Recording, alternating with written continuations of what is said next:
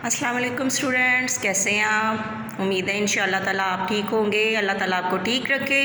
तो बच्चों अपना काम स्टार्ट करते हैं। आज आपकी जमात चहारम का 4th लेक्चर है और आज जो मैंने लेसन चुना है आपके लिए वो है हिदमतकार कौन। तो जल्दी से अपनी बुक्स लें, खोल लें और साथ साथ पेंसिल भी हाथ में रख दें, क्योंकि मैं जो आपको वर्ड्स मीनिंग बताऊँगी वो आपने साथ साथ खुद से भी नोट कर लेने हैं, ठीक है। चले जल्दी से लेके आए, फिर हम काम स्टार्ट करते हैं। जी ले आए बुक अपनी आप। अच्छा जी, ये देखें पेज नंबर आपका 42 है। अब लेसन है हिदमतगार कौन और इसके आगे सवालिया निशान है, ठीक है, जैसे मैंने बोर्ड पे भी दिखाया आपको। तो लेट्स स्टार्ट, हम इसकी अब रीडिंग करते हैं या इसकी पढ़ाई करते हैं। अच्छा जी, बहुत मज़े की स्टोरी है बेटा। मदीना मुनव्वरा में एक नाबीना बुढ़िया रहती थी। नाबीना को अंडरलाइन कीजिए, इसका मतलब है यानी जिसे दिखाई ना देता हो, इसको हम अंधा या अंधी भी कह सकते हैं। वो बेसहारा थी, जिसका कोई आसरा ना था, जिसकी कोई हेल्प करने वाला ना था, जिसकी कोई मददगार ना था कोई भी। और गुर्बत के बाइस यानी गरीब होने की वजह से वो पेवंद लगे कपड़े पहनती थी। पेवंद लगे यानी जोर यानी सिए, जगह जगह से फटे हुए थे बेचारी के कपड़े और वो उनको सी के पहनती थी, क्योंकि ज़ाहिर है उसके पास कोई दूसरा लिबास नहीं था।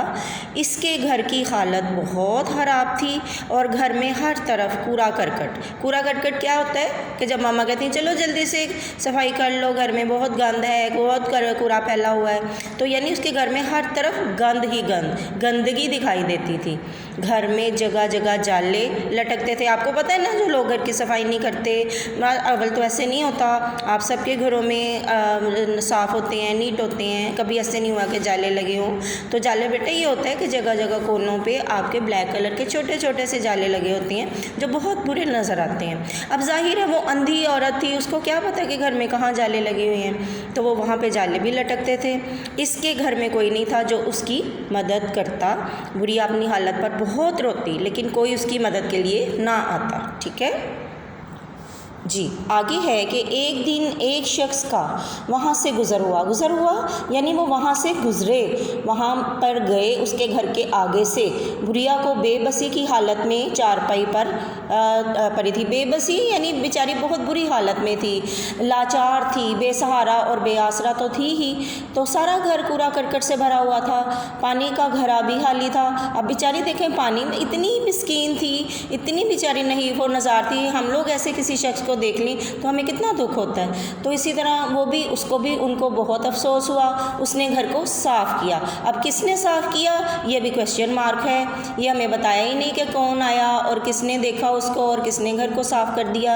ये एक तरह का सस्पेंस है जो आगे जाके ओपन होगा, ठीक है। फिर इसलिए मैंने आपको कहा था ये बहुत मज़े की स्टोरी है। घरे में पानी भी भर के दिया, फिर उस औरत का खातून का बुढ़िया का हाथ मुँह धुलाया, उसे खाना खिलाया जैसे छोटे बच्चों का खिलाते हैं, और फिर उसका असा लाठी, अंडरलाइन कर ले इस वर्ड को, साफ करके चारपाई पे रख दिया। और अब वो शख्स बिला नागा को अंडरलाइन कीजिए। बिला नागा का मतलब है रोज़ाना वहाँ आता और खामोशी से घर साफ करता, पानी को भरता और उस खातून को, उस बुढ़िया को अपने घर से लाया हुआ खाना खिलाकर वहाँ से रुखसत हो जाता का मतलब है चला जाता। वो औरत यानी वो खातून, वो बुढ़िया खाना खाकर अल्लाह ताला का शुक्र अदा करती और नमाज़ पढ़कर इस शख्स को दुआएं देती। इस शख्स ने ना अपने बारे में बताया और ना ही बुढ़िया ने इससे कुछ दरियाफ्त किया जी। अब नेक्स्ट पेज है कि एक दिन हज़रत उमर रज़ी अल्लाह ताला अन्हा का गुज़र वहाँ से हुआ और वो उस खातून के पास आए और उन्हें हैरत हुई कि नाबीना होने के बावजूद इस औरत का घर कैसे साफ़ सुथरा है। देखें फिर यहाँ कैसे का मतलब क्वेश्चन मार्क है, और घरे में पानी कहाँ से आता है इसके आगे भी क्वेश्चन मार्क है। हज़रत उमर के पूछने पर बुढ़िया बोली, मैं इस शख्स को नहीं जानती, वो अंधेरे में आता है, घर में झाड़ू देता है, घरे में पानी भरता है और घर की से लाई हुई रोटी मुझे खिलाता है, यानी खाना। खुदा तरस है, यानी खुदा तरस को अंडरलाइन कीजिए, यानी अल्लाह ताला के लिए तरस खाने वाला और नेक आदमी है और बहुत शरीफ आदमी है। अल्लाह ताला उसे नेकी का अजर दे यानी सवाब दे। हज़रत उमर सोच में गुम हो गए कि ऐसा नेक काम करने वाला शख्स कौन हो सकता है। इस शख्स के बारे में मालूम करने के लिए वो रात के आखिरी पहर, यानी जब रात बहुत ज़्यादा हो जाती है और बिल्कुल आखिरी लम्हा जब होता है और उसके बाद अगले ही लम्हे सूरज निकलने का इम्कान होता है, तो वो उस वक्त बुरिया के घर के पास छुप कर बैठ गए।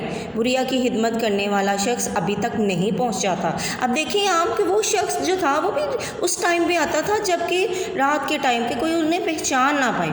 कुछ देर के बाद वो शख्स आया और उसने मामूल के मुताबिक झाड़ू दिया, घरे में पानी भरा और बुरिया को खाना खिलाया और असा साफ़ करके चारपाई के साथ लगा दिया। असा का मतलब है लाठी।